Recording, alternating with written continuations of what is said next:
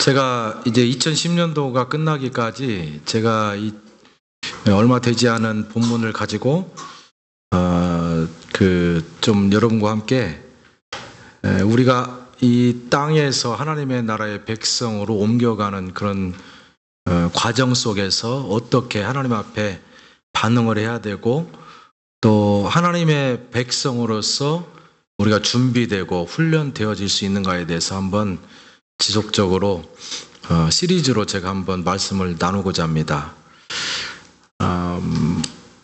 모세 이야기부터 먼저 하겠습니다. 모세가 아주 젊었을 때에 애굽 왕 바로의 궁전에서 대단한 권세를 누렸습니다. 혈기방장하게 갖지 않은 것 없이 모든 것을 손에 쥐고 그렇게 당당하게 살아가던 때에 자신의 신분은 속일 수가 없었나 봅니다. 이 애굽의 왕자로 지금 서 있지만 그러나 이 모세는 애굽 사람일 수가 없습니다. 왜 그러냐면 그의 부모가 이스라엘 백성이었기 때문입니다. 그런데 오늘 하루는 자기의 동족인 이스라엘 백성이 애굽 사람에 의해서 굉장히 심한 모독을 당하고 괴로움을 당하는 것을 보게 되었습니다. 그 순간 그 마음 가운데 자기 동족에 대한 불끈는 그런 사랑이었는지 아니면 약자에 대해서 강한 사람이 마구제비로 그렇게 힘을 행사하는 것에 대한 불평이었는지는 모르지만 그 애굽 사람을 주먹으로 쳐 죽이고 그 죽은 애굽 사람을 모래 밑에 묻어버리고 두려워서 이제는 사막으로 도망가 버리게 되었습니다. 사막으로 도망가서 이곳저곳을 헤매고 방황하다가 거기에서 양 몇십 마리를 치고 있는 한 사람을 만나게 되었는데 그분이 나중에는 이 모세의 장인이 된 이드로입니다. 그래서 이 이드로의 사유가 되어서 이드로가 치던 그 양을 이제 치게 된 것이 자그마치 40년의 세월이 흐르게 되었습니다. 이제 모세의 나이가 80각이 되었습니다. 머리는 어느 정도 휘었을 것이고요. 수염도 그늘하게 나고 이제는 혈기를 부리는 시기보다는 무엇인가를 하려고 해도 자신이 없는 이제 그런 나이가 되었습니다. 그런데 어느 날 호렙산 중턱에서 떨기나무가 있는데 그 나무에 불이 붙은 것을 발견하게 되었습니다. 그런데 가만히 자세히 보니까 불이 굉장히 붙어서 타고 있는데 그 나무 자체가 소멸되지 않는 것을 보게 되었습니다. 이상하다. 저기 왜 불이 붙어서 계속하면 1분 내지 5분이면 다 타 없어질 텐데 왜 타지 않고 계속 불꽃만 거기서 나는 것일까? 참 이상하다 라고 생각되어서 그걸 확인하기 위해서 자기의 고개를 돌려서 그쪽을 향해서 가게 되었습니다. 그 나뭇가지로 다가오는 모세를 바라보면서 하나님께서는 그에게 말씀하셨습니다. 나는 너의 조상인 아브라함의 하나님이고 이삭의 하나님이고 야곱의 하나님이라. 내가 너희 조상의 그 이삭과 아브라함과 이삭과 야곱을 선택해서 불렀고 그들에게 내가 사명을 주었던 것처럼 이제는 내가 너를 선택하여 불러서 너에게 사명을 줄 것이다. 이렇게 말을 하게 되었습니다. 그 순간 모세는요, 자기의 얼굴을 가리웠습니다. 왜냐하면 옛날에는 하나님의 영광과 하나님의 실제 모습을 사람의 모습이 보았을 때 그 앞에서 죽게 된다라고 하는 그런 역사적인 사실이 있기 때문입니다. 깜짝 놀라서 내가 여호와를 바라보았사오니 내가 죽을까 합니다 하고 자기의 얼굴을 가리웠습니다. 그러나 그러한 모세에게 하나님께서는 다시 한번 그 사실을 확인시켜 주십니다. 하나님께서 계획하셨던 아주 오래된 그 묵은 계획을 모세에게 말씀을 하십니다. 종살이 동안 430년 동안 종살이했던 너희 조상들을 이제는 더 이상 그곳에 두지 아니하고 애고로부터 탈출시켜서 내가 너희 조상들에게 약속했던 그 땅으로 그들을 불러낼 것이다. 그런 과정에서 너를 리더로 세울 것이다 라고 하는 하나님의 말씀을 모세가 듣게 됩니다. 그래서 출애굽기 3장 8절을 여러분이 참고해 보시면요, 하나님께서 이렇게 말합니다. 내가 내려가서 모세를 보내겠지만은 모세가 일을 하는 것이 아니라 하나님께서 직접 내려오셔서 일을 하겠다는 것입니다. 그러나 그 모세를 통해서 하겠다는 거죠. 내가 내려가서 그들을 애굽인의 손에서 건져내고 그들을 그 땅에서 인도하여 아름답고 광대한 땅, 젖과 꿀이 흐르는 땅으로 데려가려 하노라. 이렇게 말씀하십니다.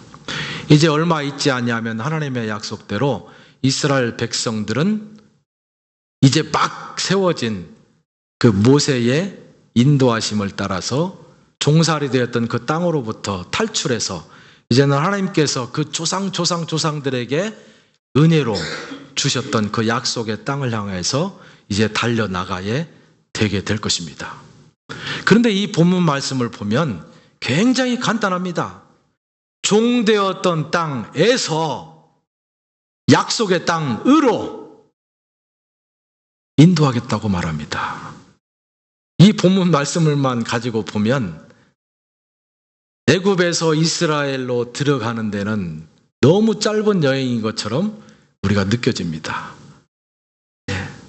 제가 이스라엘에서 애굽으로 이렇게 차를 타고 가보니까 한 8시간 정도 사막길을 달리면 가게 돼 있더라고요. 한 8시간 정도 차로 달릴 만한 거리면 우리가 보통 한 일주일이면 충분히 여행할 수 있지 않겠습니까? 그러한 거리입니다.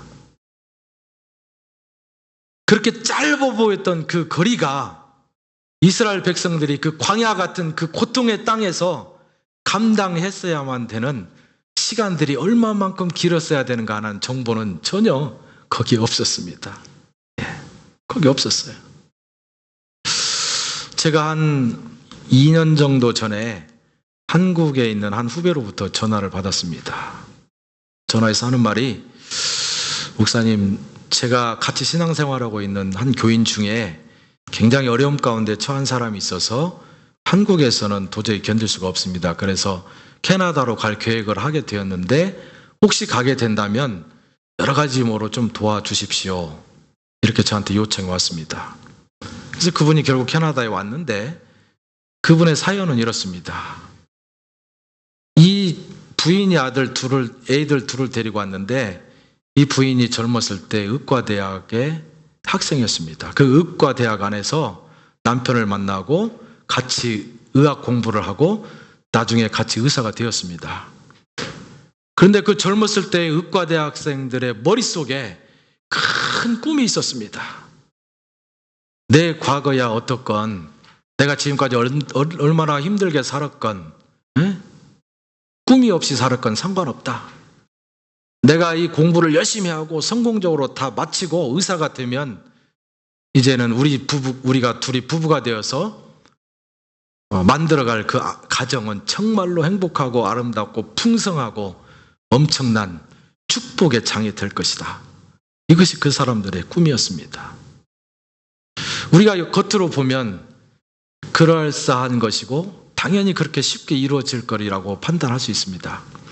열심히 학교에서 공부하고 결혼하고 의사가 되고 행복하게 살면 됩니다.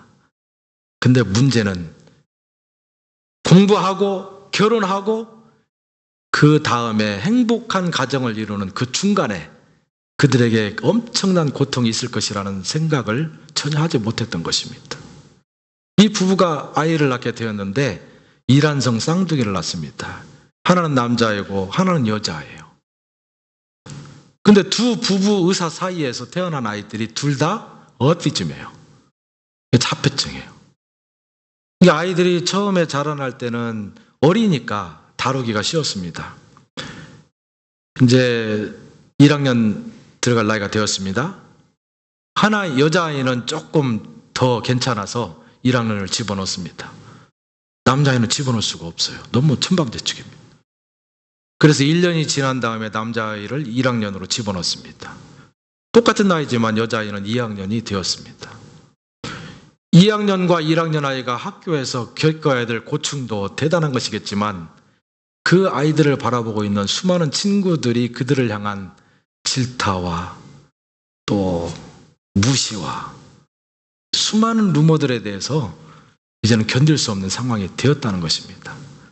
그래서 그 상황이 되었을 때에 그나마 그런 아이들에게 관심을 갖고 있는 캐나다로 가는 것이 좋겠다 결정을 하고 찾다 보니까 이제 저를 만나게 된 것입니다. 그래서 제가 함께 여기저기 같이 다니다가 결국에는 아보츠포드 그리고 미션 쪽에 있는 한 사립학교에 그 아이들을 충분하게 지도할 수 있다라고 하는 교사가 나타나서 그 교사가 교장 선생님에게 내가 해보겠습니다 라고 하면서 그 교장이 그 아이들을 받도록 허락한 일이 있습니다.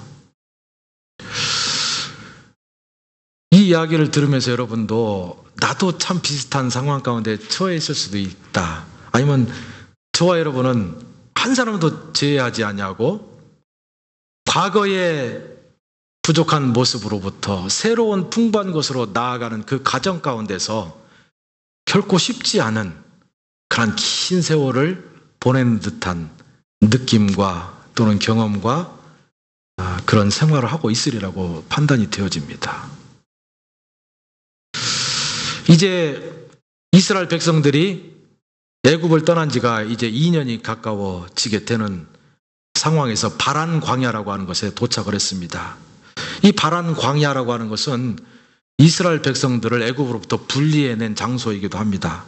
그러나 이스라엘 백성들이 하나님께서 약속하신 새로운 가나안 땅으로 들어가기 전에 그들을 들어가지 못하도록 발목을 잡는 또 장소가 되고 있는 것을 우리가 보게 됩니다. 그 바란 광야에서 이스라엘 백성들은 하나님께서 이스라엘 백성들과 함께 맺었던 그 계약의 핵심인 십계명을 곧 받게 될 것입니다. 뿐만 아니라 이동식 천막 예백 처소인 성막이 건축되어지는 바로 그 장소이기도 합니다. 하지만요, 이스라엘 백성들에게 있어서 이 바란 광야는 최종적으로 하나님께서 약속하신 그 축복의 땅이 절대 아닙니다. 단지 하나님께서 약속하신 축복의 땅으로 건너 들어가기 전에 그들이 꼭 겪어야만 하는 하나님께서 만들어 놓은 어쩌면 그들을 훈련하는 장소로서의 중간 지점인 것이 틀림없다는 생각을 우리가 하게 됩니다. 물론 광야는 힘든 곳이기도 합니다. 그러나요, 애굽이라고 하는 땅을 한번 가만히 생각해 보십시오. 애굽 땅에서 노예로 괴로움과 고통 속에서 이스라엘 백성들이 살았습니다. 그러나 애굽이라고 하는 땅은 동시에 농업적으로 굉장히 풍성한 그런 장소였습니다. 이 나일강에서 흘러넘치는 그 비옥한 물이 애굽 땅을 풍요롭게 해서 농업적으로 아주 번창하게 만들었기 때문에 먹을 것이 많았습니다. 그러니까 농식물이 잘 자라나니까 그것을 먹고 자라나는 짐승들도 많았을 거라고 우리가 생각해 볼 수 있습니다. 그러니까 농식물이 많았고 그 다음에 고기도 많았을 것입니다. 그러니까 이 이스라엘 백성들에게 있어서는 노예로 사는 그 상황이 힘들기는 했지만 그러나 고기가 이싸에 낄 정도로 먹고 풍성한 식물을 먹었기 때문에 그들에게 있어서는 적어도 그곳이 풍성한 곳이라고 하는 생각이 이미지가 아직도 남아 있습니다.